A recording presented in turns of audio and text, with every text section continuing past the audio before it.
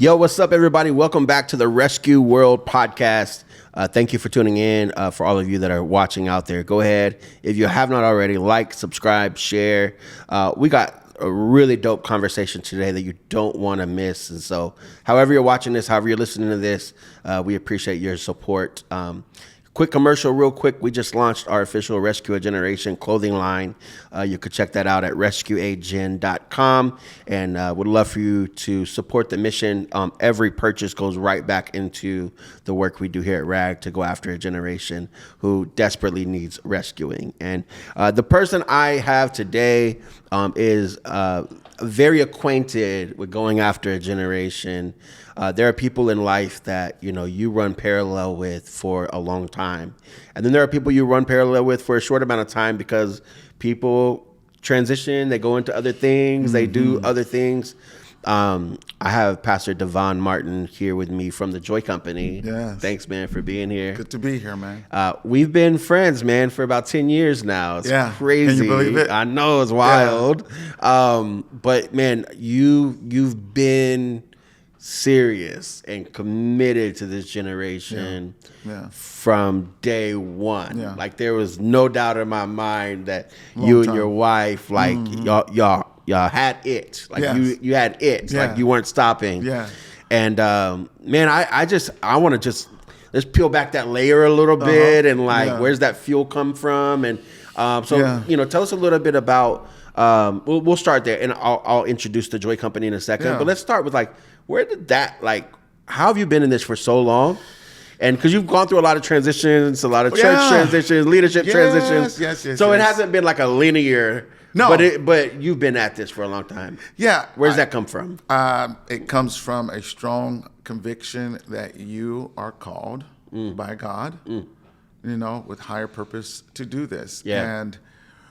And even it goes outside of I hear this a lot, and it was true for me, and it's still true for me. I always see other people who are more qualified to do this better.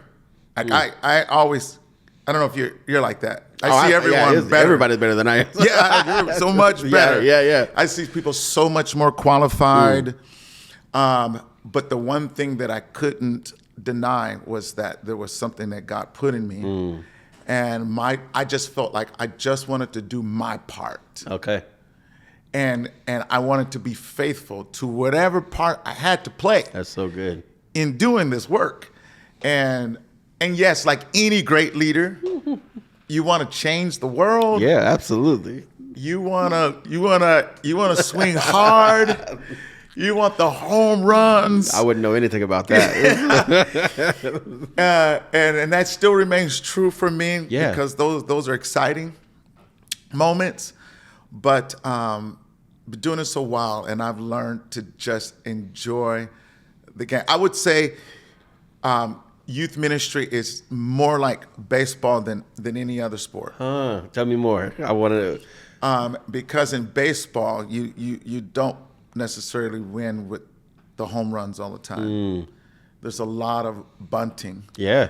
And don't hate me on this, y'all. Like, I am not Mr. Sports Guy, and I'm not Mr. Baseball fan. Though. I'm not Mr. Baseball. Yeah. I love going to baseball games only because there's so much space in baseball to have conversations. Yep. And that's kind of my whole point to it's like baseball, because there's more ebb and flow in baseball. There is more a highlight moment, and more to me, a little bit more of the boring moments. Yeah, just watching, so a little bit of pitching, a little bit of running. It's a little bit of everything, and that's good. And we need to learn how to be more like that in youth ministry. Well, that's really profound. Yeah. Like, honestly, just because you're right. Like, I might think about other sports like basketball or football, the touchdowns, basketball, you're running up and down the whole time. Yeah. So any moment could be exciting and but baseball is so funny because I played baseball my whole life. It is a boring. I didn't offend you. No, not at all. Because it is a boring sport. It's like, unless you're in it, like it's like, oh, okay. Now, unless you're like, there are people that geek out over baseball. And you got your team and the whole 9 yards. Right. And so, but That's just a fascinating thought, especially in context to youth ministry.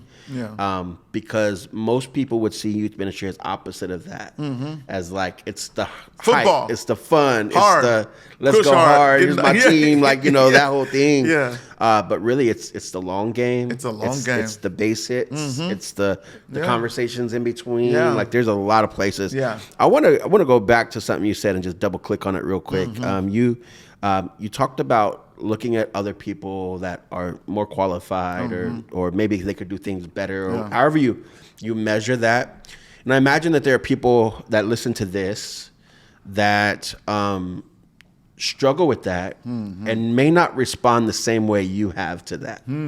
Right? Because you can respond a couple different ways to that, probably a lot of different ways. But like, there's the like, they're that, and I'm just gonna go be faithful, which is what you've done, and we see the fruit of that, right? But then there's that, and then it creates this like super insecurity in me, and it almost becomes like paralyzing, or like I don't, and then some imposter syndrome, and then like, and now I'm in this whole like performance thing, so. How do you stay away from that side of it? Like, how have you been able to navigate that? As you mentioned, like seeing this, like what's kept you like anchored in your own identity, but also in like, let's be a good steward here. Yeah, that's a good question because, I started off by saying, I'm doing it and I'm being obedient to just do. But I can think on many times of maybe it's just a project that you're feeling like you're supposed to do, and you don't do it, or I'll say I haven't done it. Right. But what typically gets me out of that, and this is on the spiritual side, right, is praying it through, and I know we want something more practical. I get it. Well, I actually think prayer is very practical. It is, to me, it is. People, oh man, just when you grow up in church, and you hear like, well, coming back to the prayer. We're coming back to the prayer. Absolutely. Thing, but it starts there. But it also starts with running your ideas, running what's in your heart with someone, talking to other people. Right. To say, hey, this is what I have in my heart. This is what I feel like I want to do. That's why people need mentors and strong people around them. So good. Right. So that when you don't have the support within yourself, when you don't have the personal self-drive to just do, some people they'll just go drive. Like they have no shame in it. They just go.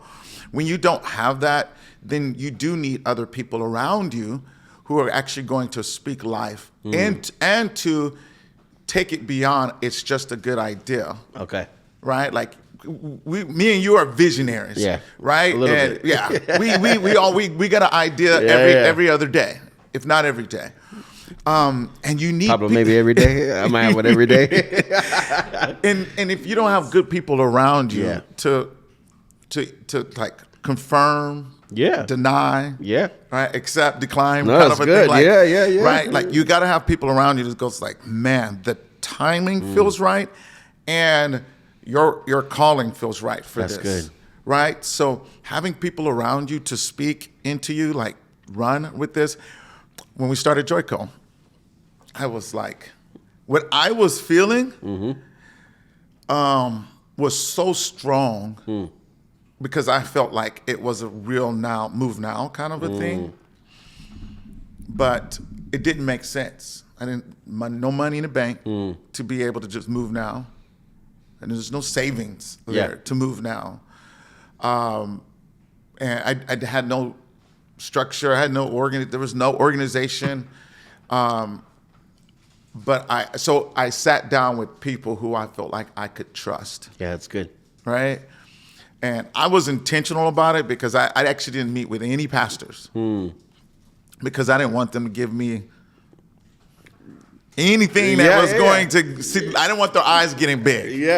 Like, you're a free agent now? Like, oh, shoot. So I talked to people who I know have been walking with the Lord a long time, or just people who I felt like had a lot of success and wisdom in their life. And I say, hey, this is what I've experienced is what we've had. We've had some moments, some real crazy divine moments over the last couple months. This is what I'm feeling. I like your thoughts. And I like when I'm getting ready to step out on big faith, I actually like to have an open-mindedness and an open hand to it, which is completely opposite of what I learned as a person who's supposed to be a person of faith. Because all I ever heard was bulldog faith. You know what I'm talking about? Have you heard that? Not like that, but bulldog I know what you're faith. talking about. And there is a time for it. Don't get me wrong. Yeah. All I ever heard was bulldog faith. Bite into it, and you don't let it go. Right? So, but what I experienced in my own personal life, and I started seeing it in other people's lives, was they were biting into the wrong things, and that thing ate them up. They had bulldog faith. Yeah. And so all of that to say, to my point is, you got to get people around you. So that when you do, and I show up open-handed. Literally, when I sat down with them, I was willing to be talked out of it. Okay. And that's my personal approach. No, that's good. Right? I kept my heart in the right place. I say, I hear this from God. The Bible says there's safety in a multitude of counsel. Yeah. So I was ready. Yes. I was ready to have them say, not yet. Yep. Not right now. Maybe you should wait. Yes. And I got none of that. Yeah. None of that. I believe God is talking. Go. Yeah. I think you should do this. Yeah. It's like, oh, man. Oh, I love it. Oh, man. And so from that, then I was like, okay, I'm going to need some bulldog faith on this now. Now I'm going to bite into this. Yeah. And we're going to go. And so we've been doing JoyCo. We started in 2018. Now, that's been a really dope journey to watch. Yeah. Look, you guys gave us our first office space, so really have a lot of just gratitude and appreciation for how you guys have gone and what you guys have already done, and for how you guys have partnered with us and allowed us, the space to be able to meet and when we didn't have anything. Wow. Thank you for all of that. There's multiple ways I want to go, but let's go back to the JoyCo story because I love that you didn't talk to any pastors.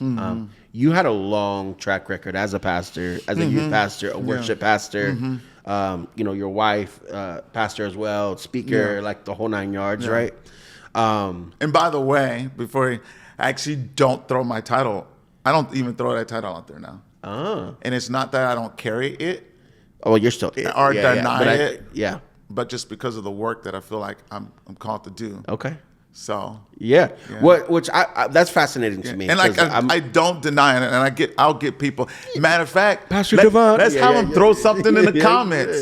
Should I use this title or not? Let it rip, y'all. Let the comments rip. Why should I use this title or why not? I don't know. Well, and I hear you because most school districts don't recognize me as a pastor. Yeah. Cajon does though, which is really interesting. It was the first school we started on, so we've been there forever. Yeah. We just did our one of our assemblies there, and I was telling them like we've been on this campus for 10 years. Like it just feels like an accomplishment, really cool. And one of the ladies there who I asked, hey, would you mind just a quick testimonial of the assembly thing? And so she did it. So she goes on on her testimonial. She says, man, we love Pastor Jose. And I was like, I actually didn't even know she recognized me as Pastor Jose. Like, because I don't go by the title. It's the same thing as you. Like, doesn't mean I'm not still that called to that in the whole 9 yards, right? But man, fascinating. So you have this background in ministry, this pastoral call. Talk about the call for JoyCo. Like, because I heard the story. I think it's a fascinating one of how the Lord got your attention on that anyways in the first place. I think there's also something to say, and I'll probably go here after this. It's just submission to like mentors and leaders and being open. I've seen a lot of people. You said bite into the wrong thing. I've seen a lot of people marry their yes before they ever get wisdom. So there's like I'm gonna do this, and you don't give pastors or leaders or mentors a space to mentor you. Yeah. Because what am I going to do with something that you already decided on? At this point, you might as well go do it, and let's just help you pick up the pieces, right? And yet the open-handedness, I just think, is really profound, and especially for leaders that I believe will probably hear this of like, man, how to navigate major decisions that you're making in life, like because this was not an easy decision for you. You got wife, kids, bills, all of it, and also you had a not a bad gig either. Like you had plenty of opportunity. I was at a mega church. If you wanted to go to another mega church, you could have. Like, I just want to paint that picture. Yeah, because this wasn't like I don't got nowhere to go. Let me go start JoyCo. Yeah, this was like I probably could go a lot of places. And that's the thing. I had no fear. I had no like worry like that there wouldn't be an opportunity, an open door, for that. Yeah, because mega churches, they're always looking for good, solid leaders. Yeah, right. They're always, and so I never had a fear of that, and so it was so different for me. It was so. I've had. I've got a few stories. I'm not going to tell them. Okay. But I would tell you this, that God will give you opportunity, big faith opportunity before you get bigger faith opportunity.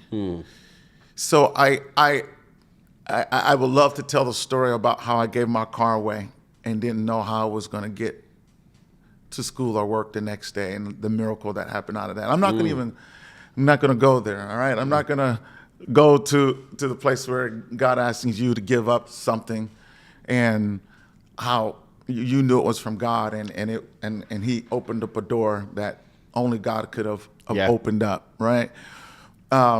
Simple. I remember simple things about learning to trust God on simple things like losing my keys one day. Right. And I'm for an hour looking for my keys. And then all of a sudden I can hear and feel the impression of God on my life saying, stop and pray. And I'm like, stop and pray. I pray for 30 seconds and I had the most clearest voice of God come to me, say, go and I'll reveal them to you on the way. Silly, stupid stuff. It seems stupid. And it literally, I said, okay, I packed up my bag and I said, I feel like God said, go and reveal them on the way. So I'm going to my car like I'm leaving.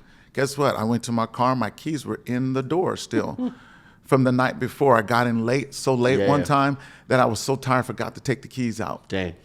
So I would have been in that house looking forever until I left. And so it was, there's this series of stories that I can go through of how I was learning to hear God and was testing to hear God as and they're baby moments, but there were really God moments setting us up for the bigger thing. And I can't even imagine. I literally told God, I said, God, that was when we started JoyCo.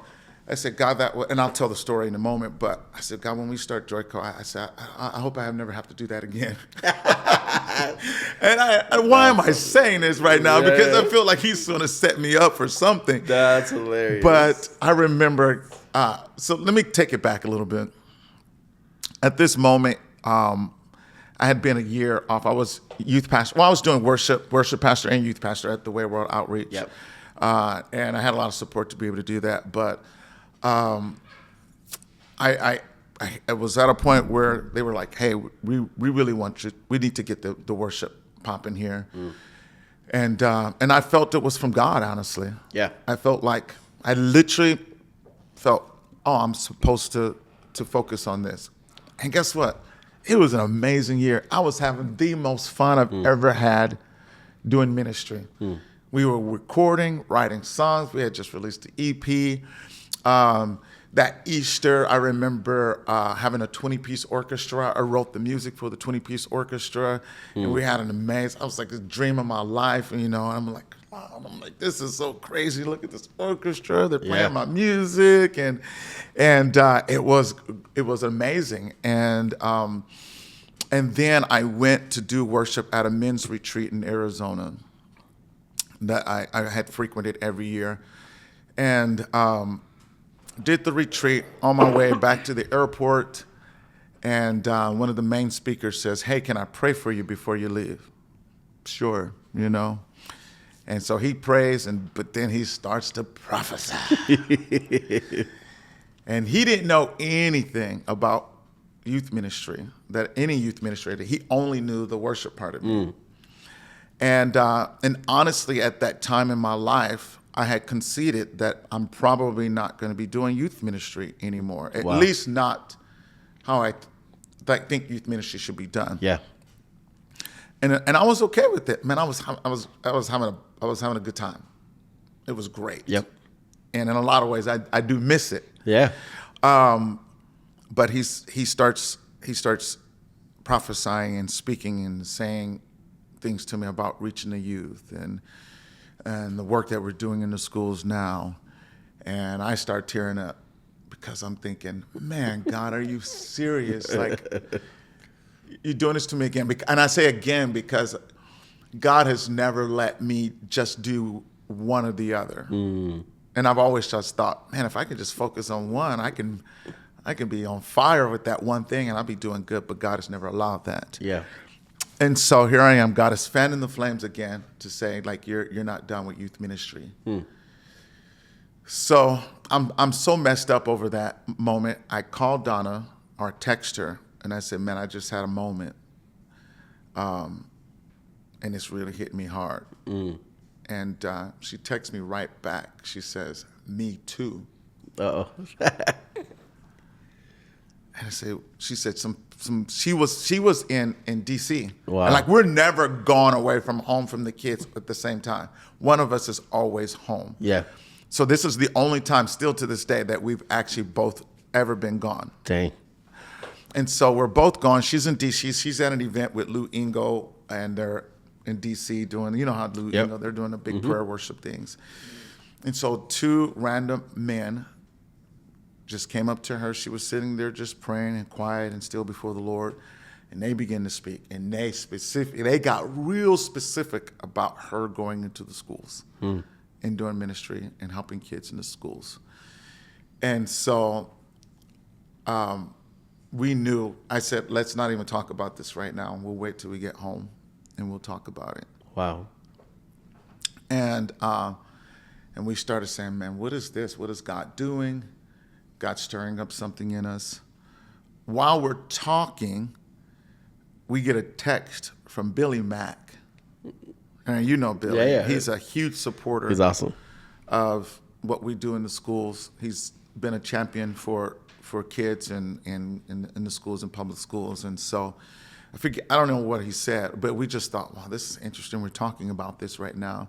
And he texts us about, I think during that time, we were preparing to do a big concert with Gavi and Phil Wickham, I think that's what it was. And so anyway, it's just interesting timing. Yeah. And so we're like, okay, God is doing something.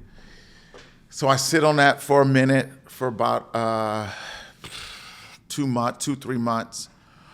I can't shake it. I go to Pastor Marco, pastor at the Way World Outreach here in San Bernardino. I said, hey, something's stirring. I just want to let you know. I have no idea what this is. And he said, okay, well, pray about it, get a word from the Lord. Pretty straightforward. Thanks, right? And I didn't get much of a conversation with them on that. But, I mean, what else can you say? Yeah. You feel like God is stirring. So I did. I sat on it another 2 months or so. And I'm like, I can't shake it. That's when I had the conversation with some people, had some mentors, had different people I've had, conversations with and what have you. And they all said the same thing. One of them wasn't even a minister. He was just a really successful business person, but he was a believer. And I was strategic about that too. Yeah, for sure. So anyway, here's the other juicy part. Here's when you're getting ready to do big stuff, it's okay to have the moment. Who's the guy in the story? I'm having a blank. He put the fleece out, and Gideon, right? Oh yeah. Put the fleece out, let it rain, let it dew on the fleece. I'm still not convinced God is talking. God, let it dew off the fleece, and I actually think it's when you're getting ready to do such a huge thing. I believe God honors those moments where you're just like, God, will you please make it super clear to me? Yeah. And so I had one week vacation left, and I said, I think I'm about to make a move, but I'm going to take this 1 week vacation, spend some cool down time. Yeah, for sure. Go and hear the Lord. Go visit a church, and maybe get a word from the Lord. And so we went to this church, and very prophetic church. I visit there quite frequently and still do worship there. And on the way there, my wife and I, we have this little talk or prayer, and we're saying, God, speak to us clearly. We know we're supposed to do this. Mm-hmm. We know that. Yeah. But when? Okay. Right? Timing is just as important. Yeah. Right? We miss that, especially when we're younger. So good. We miss that idea because just because he gave it to you. Now, there's sometimes it might just be you're needing to sit and simmer in that. Yeah. And let it develop in you, and God's getting you ready for that, right? So good. So for us, this was, I was willing to wait as long as I was hoping to wait. Yeah. I was hoping, not now, Jesus. Yeah. Because it got real comfortable and it was nice, Yeah. So anyway, on the way there, we're saying, God, when? And man, pastor gets up. He gets probably 5 or 10 minutes into his message. And he just out of the blue takes that, those fingers always look so much longer, people. When the pastors and the prophets are talking, their finger looks like this long, right? For the old school people, big Arsenio Hall looking fingers, right? Anyway, he points and he said, literally, it was this quick. The time is now. Do it now. Dang. He was done. That's it. That's it. The time is now. Wow. Do it now. I looked at my wife. I said, what do we do with that? I went into work the next day. Had a conversation with Pastor Marco. This is my last day. Wow. Now. This wasn't no. Wow. I knew it wasn't. I knew God was not saying now in a poetic kind of way. Right? It was now. Move now. Man. Now. I went in. I'm crying and packing up my box, packing up my office, and I'm telling my team, like some of the people on my team, I told them something's brewing. I don't know. Yeah. Right. Yeah. Now, here's a couple things. It didn't surprise my pastor. I told him. Yeah. Right. Mm-hmm. So it was like when I said now, and here was the great thing about Pastor Marco was he understood. Mm. Oh yeah, he understand. I had a word from the Lord. Yeah, for me to move like that, that's good. I had to move now, and I honor him, and I get because he could have like, you got to give me 2 weeks, you got to give me 30 days. Da, da, da, da, da. He was like, okay, go for it. And so, what was great about that story was not so great as that I didn't know what I had 2 weeks. In 2 weeks, I was going to get another check. After that, then you're on your own. Now, here's the good news. I got my check 2 weeks. Another 2 weeks after that, they called me in and they say, hey, when I started, there was no talks of being able to get severance and stuff like that. Mm. They say, hey, we're going to give you a little bit of severance. I said, oh, wow. Man, wow. So they're gonna help a little while longer. I said, wow, I didn't expect that. That's a blessing. I didn't ask for it, and but that's what they did for me. And during that time, I started. This is crazy, man. To this day, I had never put it on social media.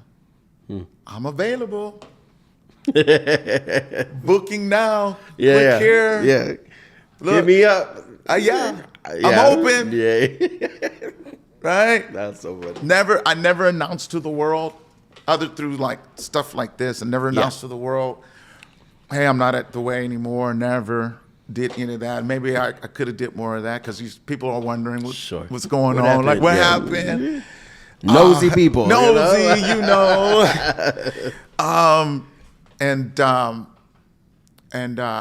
And so during this time, I started getting calls from churches and pastors that were looking for people to do stuff.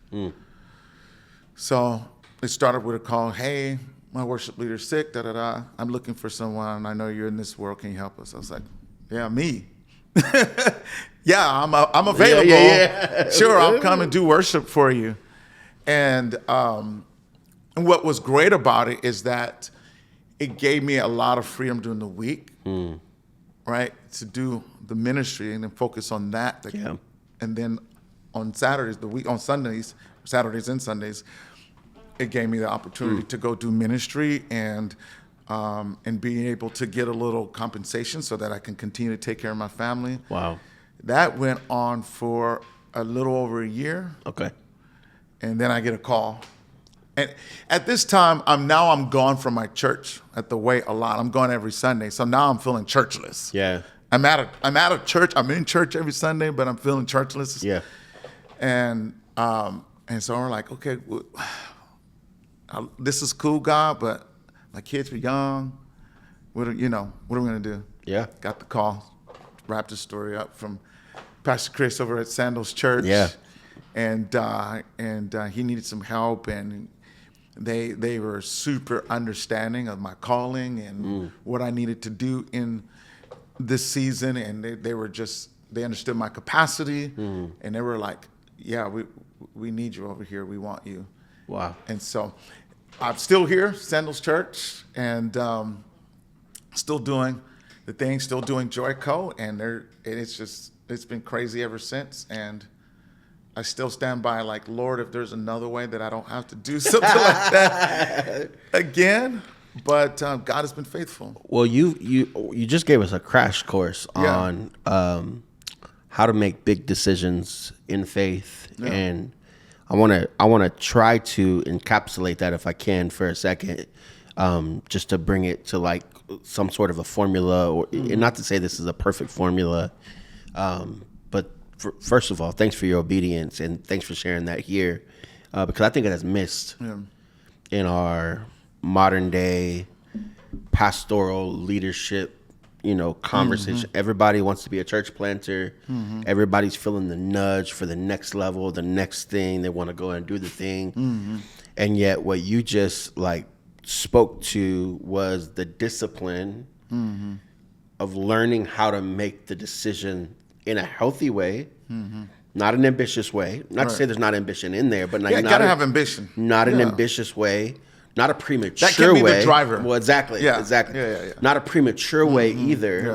So the first thing I heard that you said was practicing hearing the voice of God. Like and you talk just the car keys, like, but that's so pivotal. It is. Because if you can't hear him in the minimal, small, minute stuff, man, those big decisions, you're like, I don't know where what voice am I listening to or not listening to? And so that practicing his presence, practicing his voice, and I used to say this all the time to people that would, because I've been in the prophetic circle for a long time, but like 10 years now, 13 years now. And I used to tell people all the time, like, if you're trying to learn like that voice, here's how I learned it. Because I didn't just wake up one day and know the voice. Right. It wasn't like that, right? I would wake up in the morning and I would say, God, what are you up to today? And I would write it down on my phone. I was like, God, what are you up to today? And I would hear things like, sometimes the most random, on my way to church. I love that. God, what are you up to today?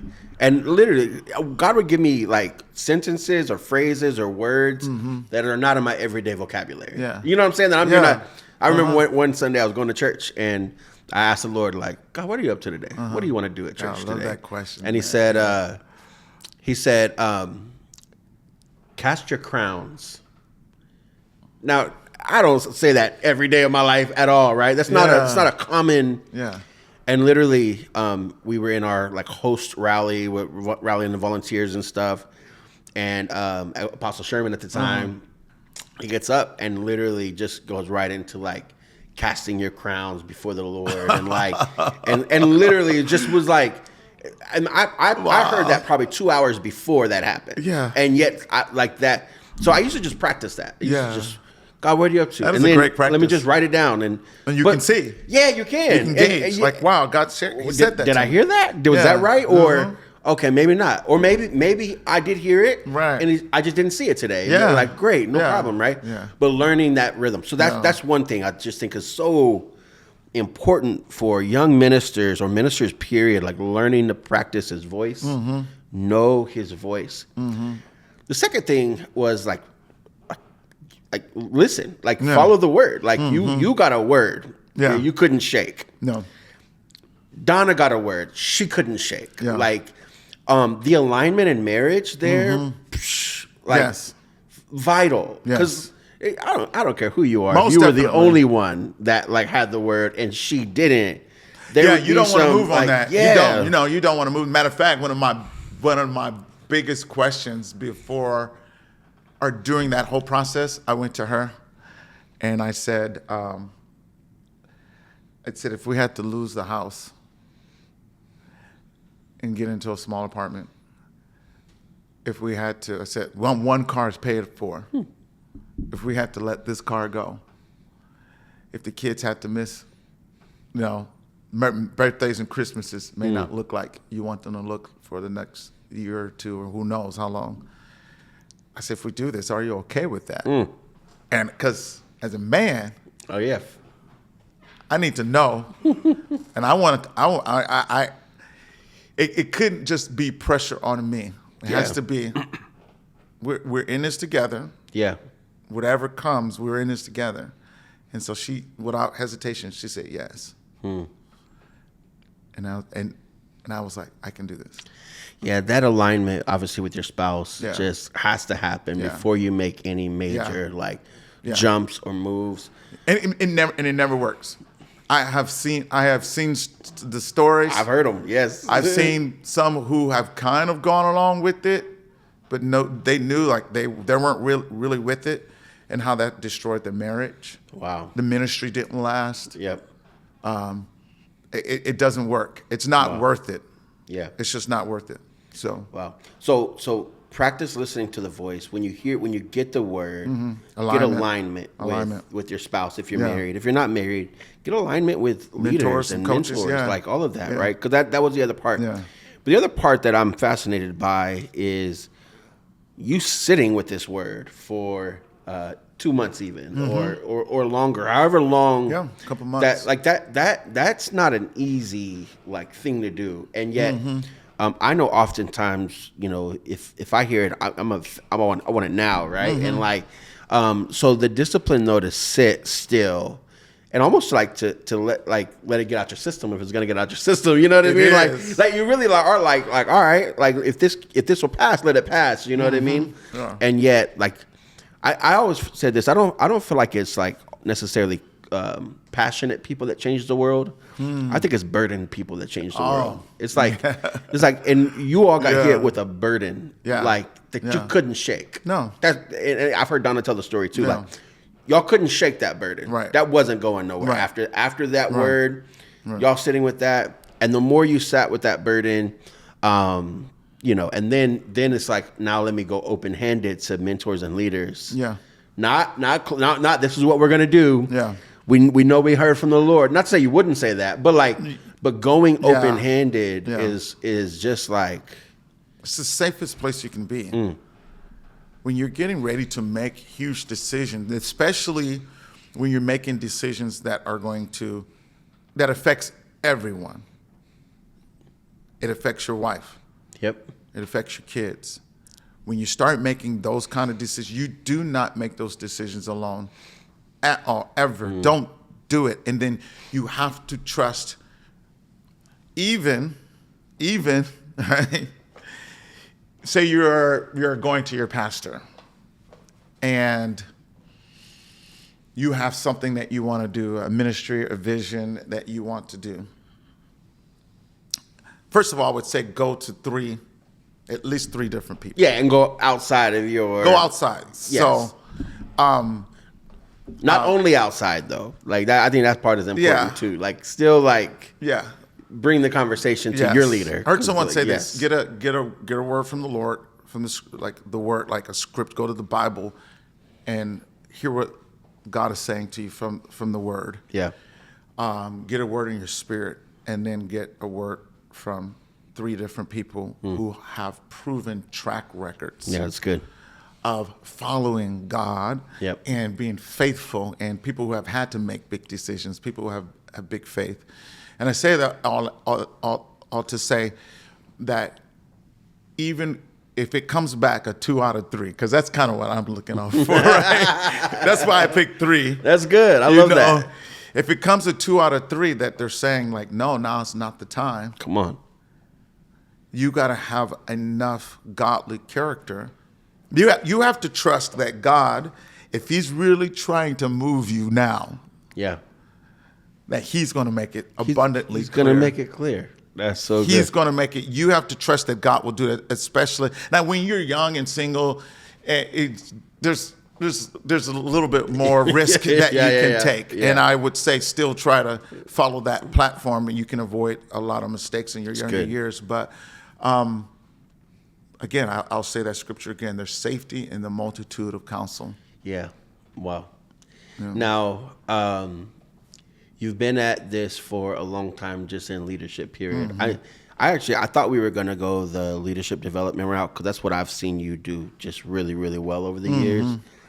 This feels perfect, though. Like this conversation feels like what I would make up, that there's a lot of people that need a conversation like this. I have a passion in me.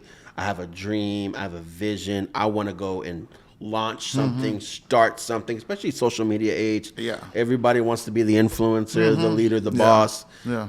Look, it ain't all it's cracked up to be. I can promise you that. Boy. This is not. If you're not ready for that weight. Come on. You know, and honestly, I was like, I've said this to Erica on multiple occasions. Like, I'm ready to go get a job now. Let me just go and clock in, clock out. It would be so much easier. So much easier, right? Yeah. And yet, like, there's this burden that won't let me stop doing what. I love the leadership thing, because you've known me for really about 13 years now. And I've always been a big dreamer, ambitious. I'm gonna go conquer the world. I'm that way, you know. And I thought I was gonna start RAG probably 2 years prior to when it actually started. Wow. And I remember I asked my pastor, and at that point, like, he was probably maybe the only one I was really submitted to. Like, so I wasn't like exploring outside mentors or stuff like that. And because if I'm honest, there were some mentors that were telling me to even leave my church. So like there was some of that, you know. So I wasn't engaging a lot of that. But I remember he told me no, and I had this like weird feeling of like it's like I want to, and yet I was like I knew don't go. Yeah. Like submit, trust. Submit. Even if his no was wrong. Yes. Like even if he was wrong in him telling me no. Right. And I was trying to get to that. Yeah, yeah. Yes. No, go ahead. I mean, you're already hitting it. Because I needed to be developed. That's it. Exactly. I needed to know that process, that journey. Even if they don't see it. Because God's not giving them the vision. Yeah. But you have to wait. Yeah, submit until the Lord makes it perfectly clear, like you said. That's it. I love that. So then for me, it wasn't until like 2016, and when I asked him the second time, because I only asked him twice. When I asked him the second time, he was like, "Go now." Like it was like that. Yeah. Go now, and that was history. Like from that point forward, like this was the journey I was going to be on. Wow. But that submission piece is so interesting. It is. And hard. Yeah. Because if I'm honest, at the young me, like I'm a little older now, but like the young me was like, no, he don't know. Like, you know what I mean? Yeah. Like, don't you know what God is saying? I hear from God.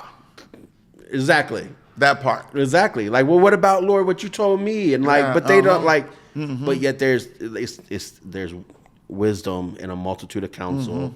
But there's this beauty about being submitted that I think is often overlooked. It is. Because there's protection. And, when you launch out on your own, and I would say this to any leader, any dreamer, any entrepreneur, anybody that's trying to go out, you don't realize how unprotected you are out there. Man. Like, you are literally unprotected out there. Like, it's a dog-eat-dog world. It is. Like, I don't care what the ministry is that you're doing. It don't matter how, snuff you out. No, I mean, literally, it's a dog-eat-dog world out there. And you need protection. You need covering. You need leaders. Yeah. That people who are looking out for you, who are looking at you, who can see the real. They know you enough to see the real and the fake. Man. What would you tell this as we just wrap up our time together? If there was just a leader out there right now, just like, man, I'm in that now. Like, like, what would your encouragement, even to the old you, be? Like, if you could go back to yourself and to me, again, like I try to put it in a little bit of a formula because it feels like you gave us a crash course on what to do. But what do you wish somebody would have told you then that maybe you didn't know? Just as you were going in the middle of all that, because it's easy to look at hindsight and package it, right? But you probably didn't feel that way in real time. No, like, no. What would you go back and tell yourself that you could speak to just one of these young leaders that are listening to us? The way that I have seen God develop godly character is through time, specifically waiting. Like, God develops us in the waiting. He gives us the weight so that we can handle weight. He gives us weight, W-A-I-T, so we can handle weight, W-E-I-G-H-T, for all you English people out there. And so I don't think we put enough emphasis in spirituality in the waiting. So good. On the Lord. The Bible says, those that wait on the Lord, he shall renew their strength, right? And they're going to run. They're going to be quick. They're going to, all of this. It's like there's quickness in the waiting. There's so much more that God can do in the waiting than we ever thought he could ever do. And that's what I would say to my younger self, and I say to my now self. So good. Well, because it don't stop then. It doesn't stop, man. Like that urge to get going and do stuff, man, it just seems to never go away. And I just know now, I treat everything, ideas and big things, like it's a big purchase, right? Hopefully when people are about to make a big purchase, there's tons of research, conversation. Yeah. Maybe it's a house, and you go probably look at it a few times. Yeah. And then they have an inspector that comes out and inspects the house. And then there's this, and then there's that. And I don't think we do enough of that when it comes to our own callings and vision and ideas. We don't do enough waiting. And in that waiting, the inspection, are inspecting yourself, inspecting, are the resources there? Sometimes they're not, but those resources are not just the financial part, but they're people, it's community. All right, all of those things are the resources that we need around us, and it's back into the timing thing. All right, is this the right time? And so there's a lot of power in the waiting, and there's a lot of anointing in the waiting, and when we do it right, and when we do it on God's time, the burden removing, yoke destroying power of God will be on our lives to do what he's called us to do. Selah. That's just a powerful way to end. The only thing I would just add to that one thought is waiting also doesn't mean sitting and doing nothing. Come on.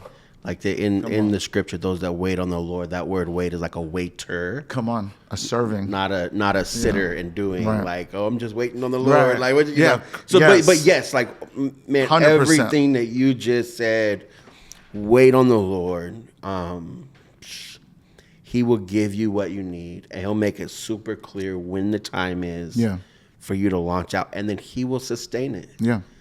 because you don't have to hustle to sustain what God's called you to. And like God makes sense of things. That's right. And man, thank you. Yeah. Thanks for your yes. Thanks for JoyCo. Thank you. Man, love you and Donna, and you know, and grateful for all the work. Where can people find you?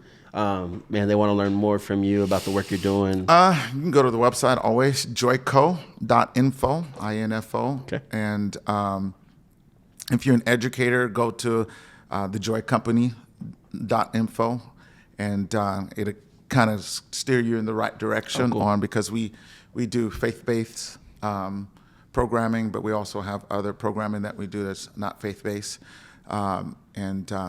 We just like to make sure that when people come to us, they know exactly the intentionality that we have on who we're reaching and how we approach it, and we approach it differently. And so go to thejoycompany.info if you're an educator wanting to see some of the programming that we offer for after-school programming for social SEL, social and emotional learning. We love what we do. If you're interested in volunteering, if you want to get involved in our faith-based Bible clubs that happen on school campuses, if you can go to thejoycompany.info, it'll steer you in the right direction as well. Yeah. But we're here to help. Sometimes if you've got a little bit of something in your heart, maybe you're curious, come check us out. Come check us out. Yeah. We'll get you going, and we love to support you and serve you in any way we can. Yeah, I love that. Well, go check out the Joy Company. They're doing incredible work here in SoCal, and they're definitely people you want to connect with. So if you got some volunteer time or some energy or some resources, go sow a seed because they're making a huge impact. And so for all you that are watching, like, subscribe, follow, share. We're excited to be in this journey and invite you on the journey to rescue your world. And so until next time, we'll see y'all soon.